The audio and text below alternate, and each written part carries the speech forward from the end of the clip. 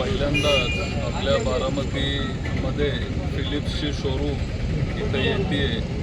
सुमंग म्हणून एक ग्रुप आहे पुण्याचा, त्यांचं आता इथं आपल्या भिगवण रोडवर फिलिप्सचं शोरूम पहिल्यांदाच ते बारामतीमध्ये आणतायत. त्याचा आनंद ते उद्घाटन करायला आज इथं आलो. 19 ऑक्टोबर नाही, बहुतेक 16 ऑक्टोबरला येतील. पण नक्की येणार आहेत का नाही येणार आहेत ही माहिती अजून माझ्यापर्यंत आलेली नाही आहे. साहेबांनी त्यांना निमंत्रण दिलं आहे. 16 ऑक्टोबरला विद्या प्रतिष्ठानचा वर्धापन दिन असतो आणि साहेबांच्या विनंतीला मान देऊन पंतप्रधान 100% येतील. फक्त तारीख अजून मला माहिती नाही आहे. हे आपल्याला अधिकृतपणे कळेल. पण काय नाही आहे. मी पण पंतप्रधानांना भेटलो रेवतीच्या रिसेप्शनला. त्याच्यामुळे ठीक आहे, आपण भेटू शकतो. आणि ते पंतप्रधान आहेत, ते देशाचे पंतप्रधान आहेत, ते भाजपचे नेते नाही आहेत, ते आपल्या सगळ्यांचे पंतप्रधान आहेत आणि त्यांचा अभिमान मलाही वाटतो.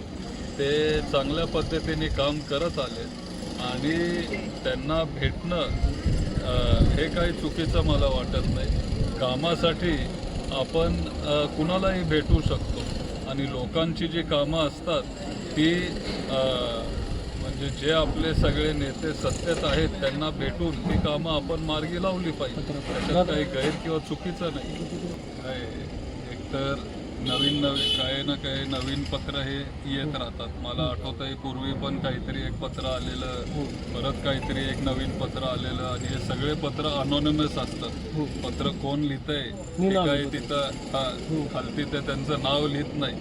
पुढच्या वेळेस तुमच्या माध्यमातून विनंती करतो मी त्यांना, जे हे पत्र लिहितात तुम्ही नाव तरी लिहा, म्हणजे चर्चा करता येईल, बोलता येईल, नक्की काय त्यांची अडचण आहे हे आम्हाला समजून घेता येईल. पण बाकीच्यांचं मी काही सांगू शकत नाही. पण आम्ही सगळेच इथं काम करत आलो आहे.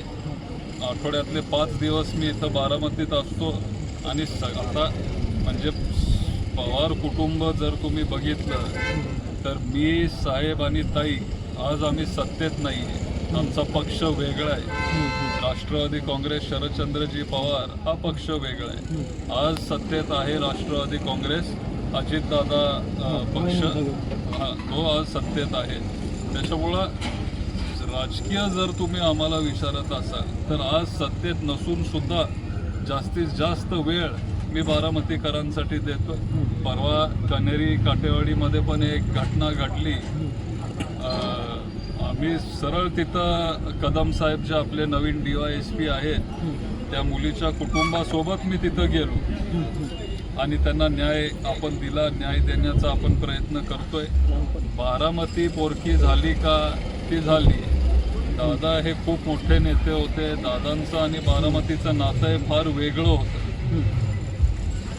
परत तसे दादा होणं हे शक्य नाही. दादांनी तेवढा वेळ दिला, तेवढी त्यांनी कामं केली आणि तेवढी त्यांची नाळ बारामतीकरांशी जोडली गेली होती. आम्ही सगळे प्रयत्न करू.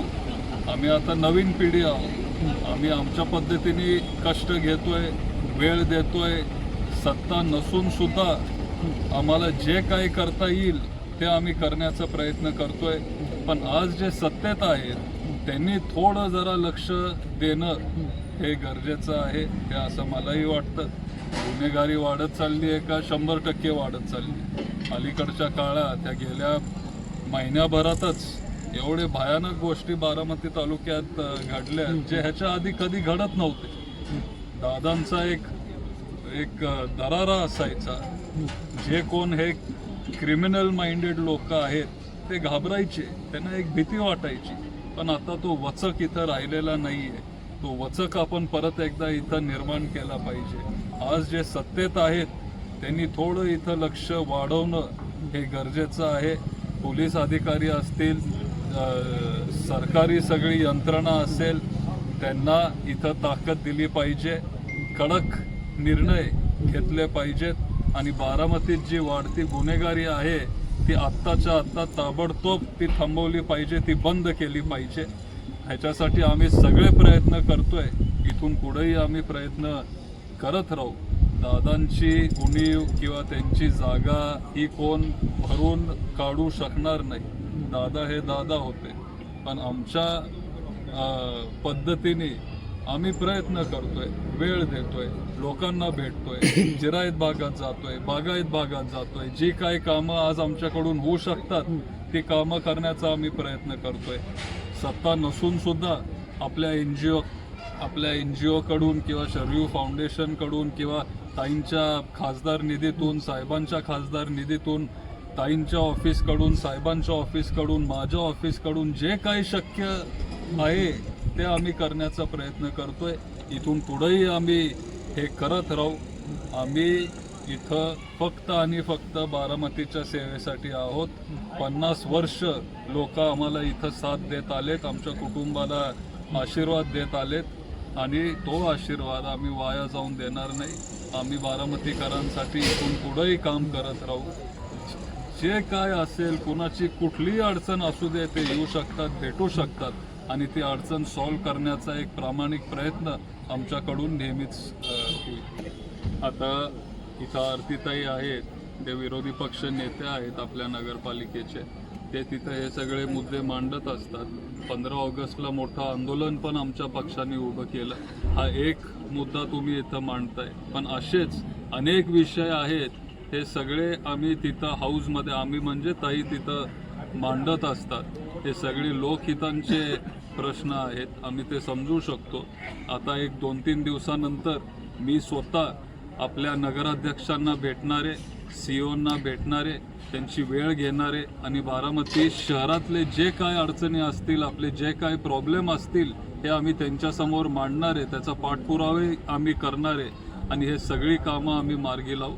भ्रष्टाचार वगैरे जर कोण करत असेल तर आम्ही ते खपून घेणार नाही. बारामतीमध्ये हे सगळं अजिबात आम्ही चालू देणार नाही. त्याच्यावर कडक कारवाई केली जाईल आणि एक सक्षम विरोधी पक्ष म्हणून आम्ही बारामतीकरांसाठी तिथं लढत राहू. काय एकतर दादा एवढे मोठे नेते असून सुद्धा बारामतीला वेळ देत होते. दर आठवड्याला दादा बारामतीमध्ये असायचे आणि पहाटे 5 वाजता 6 वाजता ते सगळे विकास कामांची पाहणी करायचे. आपल्याला एकतर आता दादांची सवय किंवा त्यांच्या कामाची सवय झाली आहे. त्याच्यामुळं आत्ता जे काकी आहेत, वहिनी आहेत, त्यांनी पण त्या पद्धतीने आलं पाहिजे. विकास कामांकडं तिथं पाहणी केली पाहिजे. जे कोण तिथं ठेकेदार असतील, कॉन्ट्रॅक्टर लोक असतील, त्यांना तिथं सांगितलं पाहिजे, योग्य ते सूचना दिले पाहिजेत. म्हणजे दादा, मला आठवतं आहे विद्याप्रतिष्ठानमध्ये काही जे आपले नवीन बिल्डिंग आहेत तिथं स्वतः मी बघितलं आहे दादा ज्या पद्धतीने काम करायचे. म्हणजे थोडी जरी तिथं गडबड असेल तरी ते तिथं ठेकेदाराला तोडायला लावायचे, परत ते बनवायला लावायचे. फिनिशिंग जर थोडं चुकीचं असेल तर परत ते करायला लावायचे.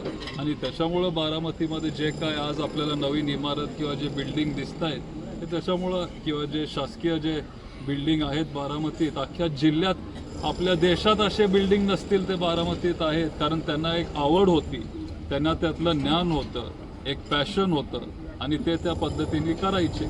आज आमच्या हातात तर सत्ता नाही. अधिकारी आमचं ऐकतात, नाही असं नाही, पण किती ऐकणार. शेवटी उद्या जर आमच्या हातात जेव्हा सत्ता येईल तेव्हा आम्ही अधिकाऱ्यांनी त्यांना सांगू शकतो, ती कामं आम्ही बघू शकतो. त्या कामांचा पाठपुरावा, आढावा आम्ही दर 4 दिवसाला, 5 दिवसाला, 6 दिवसाला आम्ही घेऊ शकतो आणि ती कामं आम्ही मार्गी लावू शकतो. दादा, शरद पवारांचा जो पक्ष आहे, शरद पवार म्हणजे गट, तो भाजपसोबत जाण्याच्या तयारीत आहे असं संपूर्ण महाराष्ट्रामध्ये मीडियावरती आपण पाहिलेलं आहे. जाणार आहे का? आता हे तुम्ही पवार साहेबांनाच विचारायला पाहिजे. मी इथं एक छोटा कार्यकर्ता म्हणून इथं फिलिप्सच्या दुकानाचं उद्घाटन करायला आलो आहे. त्याच्यामुळं मला हे यातली काही माहिती नाही आहे. मला वाटत नाही की आम्ही भाजपसोबत जाऊ. पण ठीक आहे, तुम्ही विरोधक आहात म्हणजे शत्रू असतात किंवा डायरेक्ट त्यांचं जाऊन गळाच धरायचा असतो असं नसतं. कधीच हे राजकारण पवार साहेबांनी केलं नाही. आजच खरं तर मी सकाळी फोटो बघत होतो, राजीव गांधी आणि अटल बिहारी वाजपेयी सोबत काहीतरी काम करतायत. म्हणजे असे पण दिवस होते भारतातल्या राजकारणाला की आज ठीक, आपले मित्र जरी असला, कोण आपला मित्र जरी असला तरी वेगळे विचार असू शकतात, तरी आपण ती मैत्री जपतो. पण आज जर तुमचे विचार वेगळे असतील, माझे विचार जर वेगळे असतील, डायरेक्ट आपण एकमेकांचे गळेच धरायचे असतात असं नसतं. सगळे आता सुशिक्षित झालेत, आपण वैचारिक लढाई करू. त्या पद्धतीचं राजकारण परत एकदा आता इथं आलं पाहिजे, ही जबाबदारी आता आमच्यासारख्यांनी नवीन पिढीने घेतली पाहिजे. कारण अलीकडच्या काळात राजकारण एवढं म्हणजे वेगळं झालंय, चुकीच्या दिशेने राजकारण चाललेलं आहे. दादा पण जाता जाता तुम्हाला सगळ्यांना त्यांचं ते भाष्य आठवतच असेल.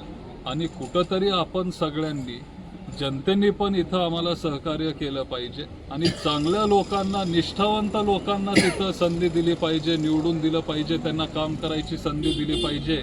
मग कुठंतरी एक समाज म्हणून